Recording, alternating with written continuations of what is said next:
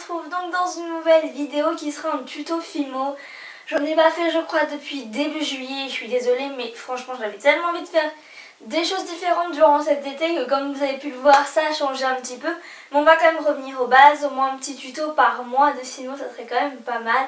1 à 2, donc n'hésitez pas à me dire ce que vous en pensez donc en commentaire si vous préférez plusieurs tutos en particulier ou autre, si vous préférez qu'il y ait 1 ou 2 tutos de Fimo par mois, etc. Donc je ferai en sorte de faire comme vous le souhaitez. Et n'hésitez pas non plus à me dire quel tuto Fimo vous aimeriez dans le mois ou tout simplement quelle vidéo autre que Fimo vous aimeriez. Mais c'est vrai que les tutos Fimo m'intéressent beaucoup puisque je sais... J'ai plein de tutos en tête mais je sais pas lequel serait le plus utile pour vous. Donc n'hésitez pas à me dire ça en commentaire. Pour la liste du matériel des tartes, donc il vous faudra tout d'abord pour la pâte, donc de la tarte, pardon, il vous faudra un pain de Fimo champagne, donc couleur champagne en classique numéro 2. Et je ferai un autre dans la vidéo. Je vais faire 2 tartes, donc une avec des cannes et une au chocolat. Donc pour le chocolat, il vous faudra bien sûr de la pâte couleur chocolat, donc en soft numéro 75. Pour le matériel, comme d'habitude, un rouleau, une lame. Il vous faudra également un objet pointu, donc voilà, vous avez l'habitude maintenant, ainsi qu'une pince, donc voilà. Ensuite, un emporte-pièce rond donc de taille moyenne pour moi. Après, si vous voulez faire une énorme tarte, vous prenez le grand. Si vous voulez faire une petite tarte, vous utilisez par exemple donc un emporte-pièce petite taille. Et enfin, je vais utiliser de la Fimo liquide. Donc voilà. Et bien sûr, pour les tartes, je vais utiliser des cannes. Donc je ne sais pas encore lesquelles je vais utiliser. Certainement des fruits, voilà, mais là, voilà. Donc, je vais vous retrouver tout de suite dans ma vidéo donc du tuto. Donc pour ces 2 tutos tartes, celle avec des fruits et celle avec celle au chocolat. Et donc je vous retrouve juste après pour la fin de cette vidéo. A tout à l'heure. Donc pour commencer ce tuto, vous allez tout d'abord faire former une plaque, donc soit à l'aide d'un rouleau, soit à l'aide d'une pâte à machine.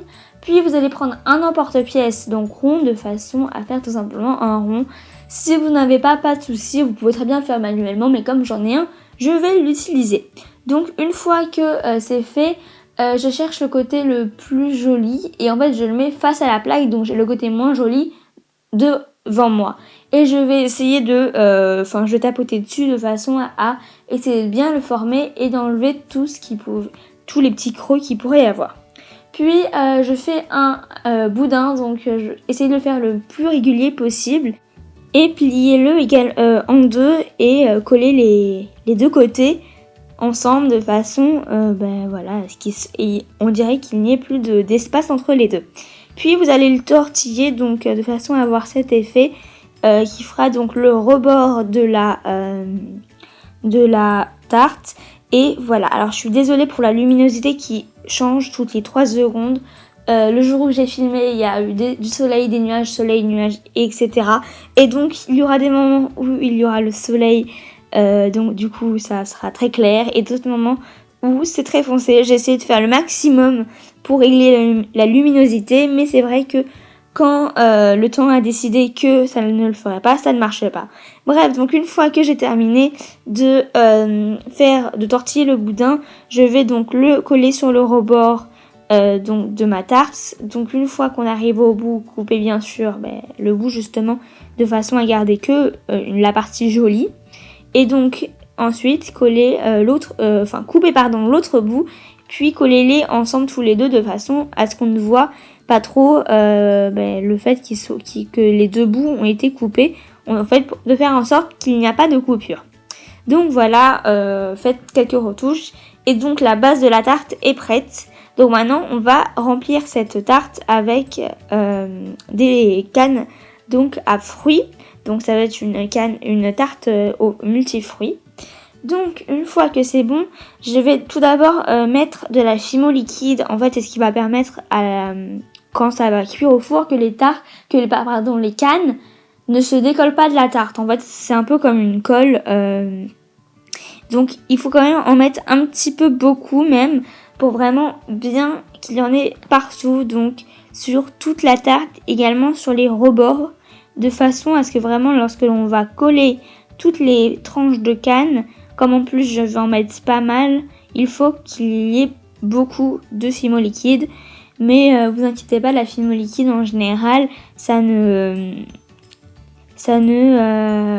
comment vous expliquer, ça s'épuise pas trop vite. Alors là, je suis désolée, j'ai ma vidéo, ma caméra n'a pas filmé le moment où je place toutes mes cannes, mais voilà le résultat. Donc en fait, il vous suffit juste de découper quelques tranches et de les positionner ensuite. Donc moi, je les fais en rond et en partant de l'extérieur puis de l'intérieur. Et donc voilà pour cette première tarte. Donc la deuxième, celle qui va être au chocolat, donc pareil, il vous faudra une base couleur champagne. Et donc vous allez former également un rond, donc de la même taille que votre base couleur chocolat. Donc moi là j'ai décidé de faire une petite tarte, mais vous faites comme vous voulez. Puis donc je vais placer ma plaque couleur chocolat sur celle couleur champagne. Et éviter de faire de laisser des bulles d'air, sinon c'est pas très joli et à la cuisson ça fait encore moins. Vous faites également la même chose que tout à l'heure, c'est-à-dire coller les deux boudins et les tortiller. Donc il faut bien sûr que ce soit pas le même puisque celui-là est plus petit puisque la tarte est plus petite, mais voilà. Et donc vous l'entourez comme tout à l'heure pour la première tarte et vous faites exactement la même chose.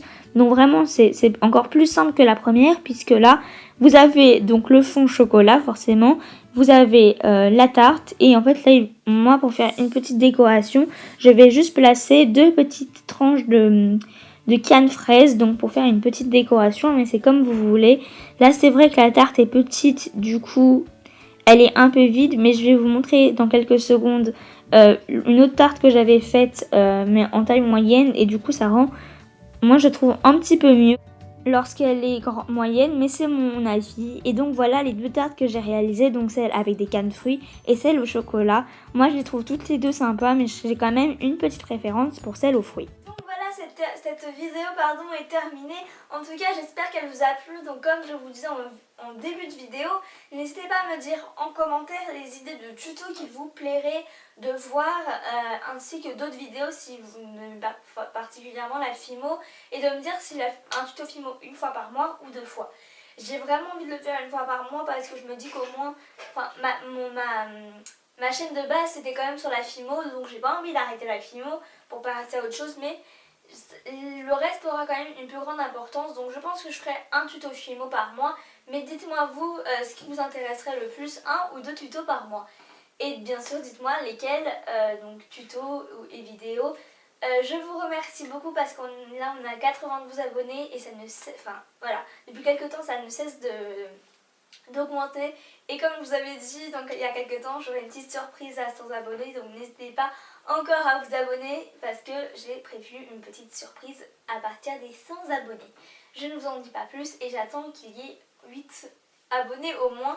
Je ne le ferai pas pile poil quand il y aura 100 abonnés je pense, mais à partir de 100 abonnés je pense que voilà, il faudra que je me mette un peu au travail pour vous faire cette surprise. Bref, j'espère que cette vidéo vous aura plu. Je vous retrouve donc moi dimanche prochain pour une nouvelle vidéo. Pour l'instant, on reste sur le jour de dimanche. Peut-être qu'on reviendra sur le jour de mercredi.